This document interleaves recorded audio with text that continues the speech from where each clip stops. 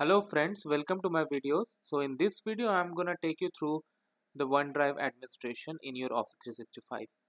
So in front of you I have opened the admin center of my Office 365 installation. So here I'm gonna go with you see this drop down of admin centers. So here I'm gonna click on OneDrive. This is gonna open the OneDrive admin center for me. Okay, so this is the OneDrive admin center and this is the main page. Let's go with the options we have and find out what exactly they are offering. So the first option is sharing. So use these settings to customize how sharing works in OneDrive and SharePoint. Learn more about external sharing. Okay. So what happens when you share something by default? Shareable. So anyone who gets the link can access. If I make it to internal, then whoever gets the link uh, has to be within your organization. Or if I go with direct, then this is gonna be with specific people. Okay, you have more options for the shareable links. If you want to specify the number of days after which the links should expire, you can put it here. And you can also define the permissions for files and for folders. If you just want to restrict it to view, you have the option to view. Just want, and similarly you can always increase it to view, edit and upload. External sharing, users can share with OneDrive and SharePoint. Okay, and you can always adjust this here. So you see these two are somewhat related. So what happens if I pull this down, the other goes down as well, but yes, you can readjust it. But if you make it least permissive, if you make SharePoint least permissive, OneDrive cannot act alone. You have to give it some freedom so OneDrive sharing can go up. So if you stay in this configuration, SharePoint external is allowed. New and existing external users must sign in. So you have all sort of such options. You can always adjust based on what requirements you are. So you have advanced settings. If you click this allow or block sharing with people with specific domain, then you see this add domain option here. So you need to add those domains here. If you select this option, external users must accept sharing invitation using the same account that invitations were sent to. Then the accounts where you send matter. So how it matters is, like, suppose you have an external user A. So you add you share a link or a document with the user. So the account the external user is gonna use, I mean the his Office 365 account or his Microsoft account. So if you check this option, that account needs to be used only. Other accounts cannot be worked with that link. Okay, so once you are done, you can always click on save. Synchronization.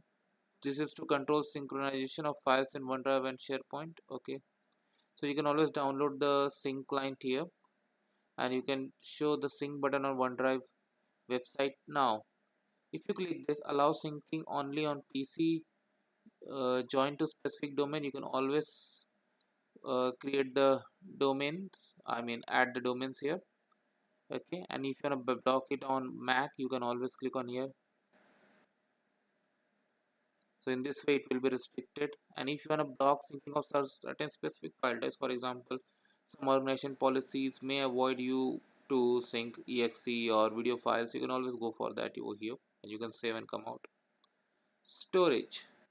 So storage, uh, as you as the name says, use the settings to specify storage limits for all users and retention for deleted users. So how much storage you want to use here, you can always adjust this value. Default storage is this, but you can always check what is the maximum allowed in your plan, and based on that you can always take a call.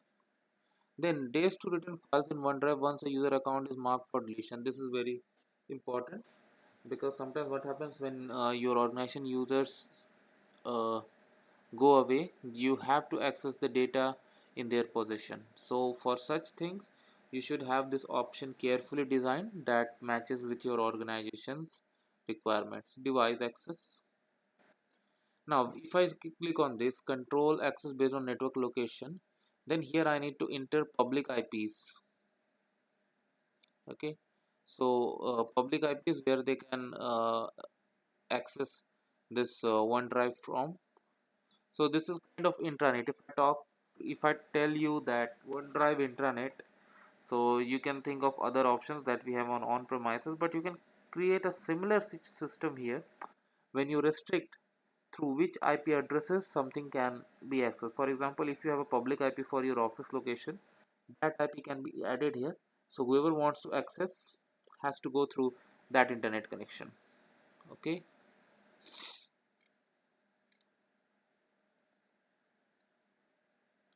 Allow access from maps that don't use modern authentication. Okay.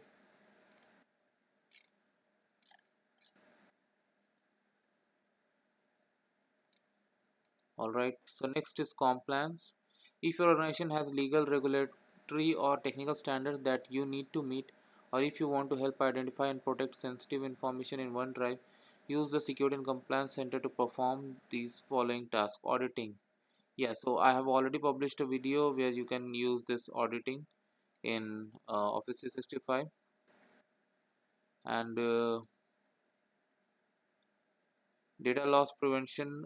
Yeah, this is also a feature in Security and Compliance Center. I will publish a video about that soon. Retention also, you can create a policy where e-discovery I have already shown. So you can always go through my other video to understand this.